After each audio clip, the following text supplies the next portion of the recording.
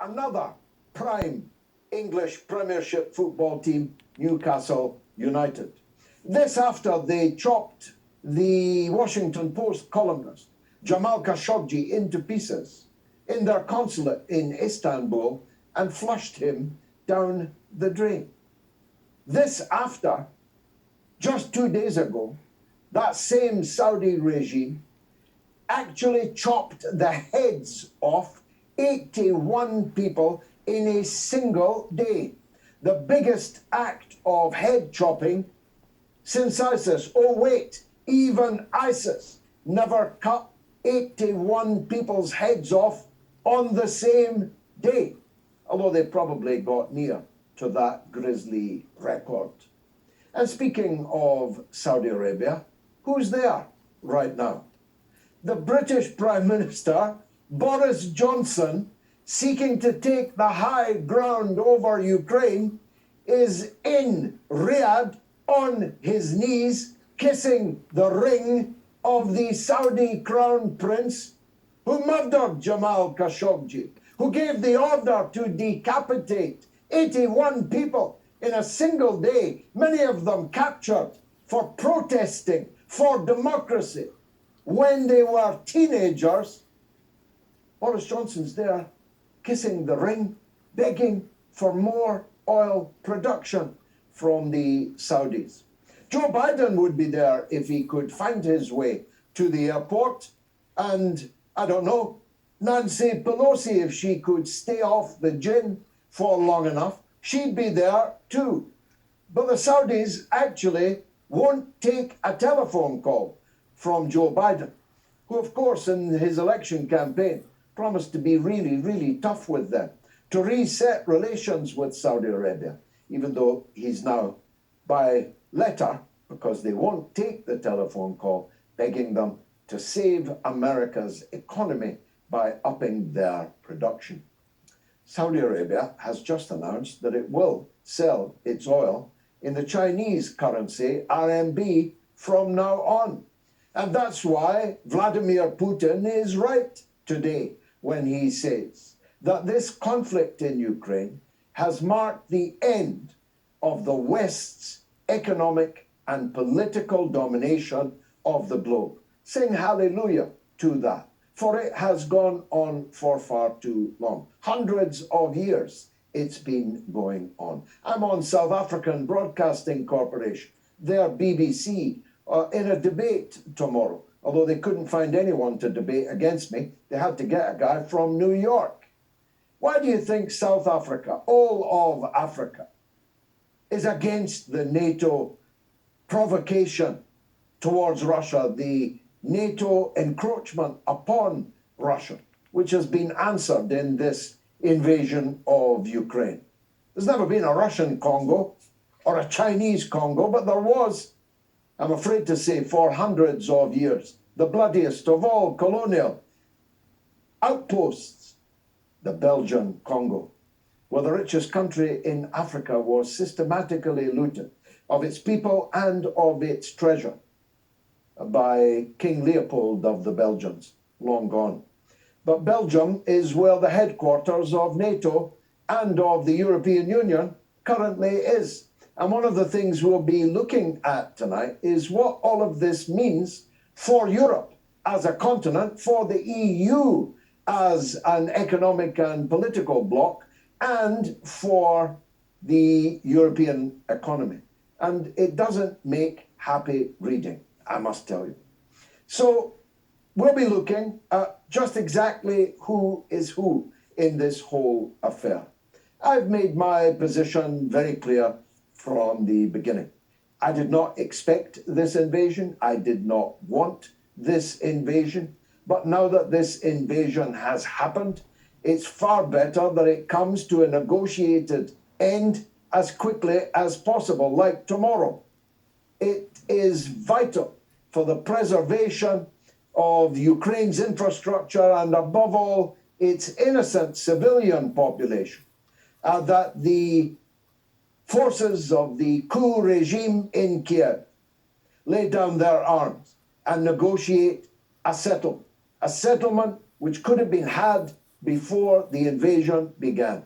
A settlement which, as Lavrov put it, is a set of minimal demands, the foremost of which is the treaty proof that Ukraine will never join NATO, never invite foreign armies or weapons onto their soil ever again.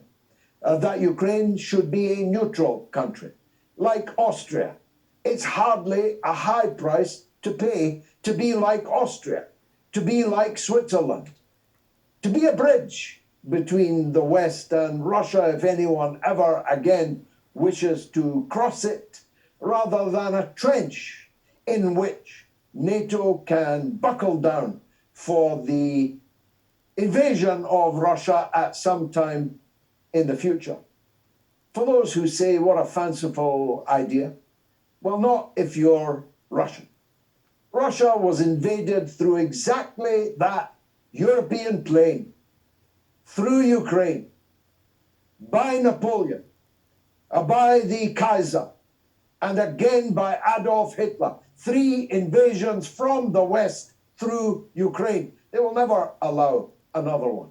As I put it to you, and it's chilling but true, the Russians would rather blow up the whole world than leave themselves naked and open to a 4th Western invasion of their country. Now, I'm not a supporter of Vladimir Putin. I've said many times that if I was a Russian, I would have voted for someone else. I would have voted for the main opposition leader, Zhuganov. He's a communist. Not many people of you knew that the second biggest party in Russia is the Communist Party. And they issued a statement this week, which in its clarity and its luminosity was the best thing I've read so far from Russia on how this disaster in Ukraine came about. I urge you to read it. You'll find it on my Twitter feed. It's a first-class look at the history and present-day reality of Ukraine. It makes for startling reading, not least in this regard. And these are the issues I wish to close on. It doesn't matter how many times you show people the swastikas, you show them the goose-stepping Nazi filth in Ukraine, you show them the SS insignia, you show them Stepan Bandera's avenue in Kiev, you show them the IKEA built by a flat pack, built by the main Nazi leader in Sweden. The store is in Bandera Avenue in Kiev. You show them the city council of Kiev singing a song, a hymn of praise to Stepan Bandera. You saw a tweet this day from the Ukrainian ambassador in Germany, of all places, from Berlin, saying that he had been briefing the Ukrainian people living in Berlin and then laid flowers on the grave, and I quote, of our hero Stepan Bandera. Who was Stepan Bandera? If you don't know by now, you need to know this. Babi Yar. You need to know that Bandera and his gang of Jew killers massacred thousands of Jews not far from that television tower that the Russians blew up in the center of Kiev early in the war. They took thousands of Jews to Babi Yar and they massacred them. And the Ukraine ambassador laid flowers on his grave today. Bandera didn't just collaborate with the Nazis. That's the least of it. He was a Nazi. He was a Ukrainian Nazi. He's responsible for the slaughter of hundreds of thousands of Jews and non-Jews from Poland and Ukraine. Think about that. You know, my two grandfathers fought in the British Army, the 8th Army, the Highland Division, under General later Field Marshal Montgomery. They fought and killed Nazis. Not so that a British government would later arm and fund and propagandize for Nazis in Ukraine. They didn't go on to fight in Monte Cassino, one of the worst battles of the entire Second World War, at least on the Western Front. And in one case, never recover from it.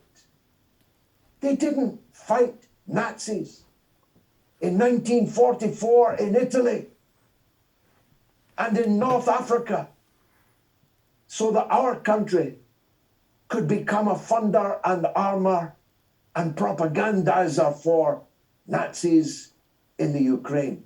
Has everybody forgotten the Second World War? Does nobody care about the Second World War?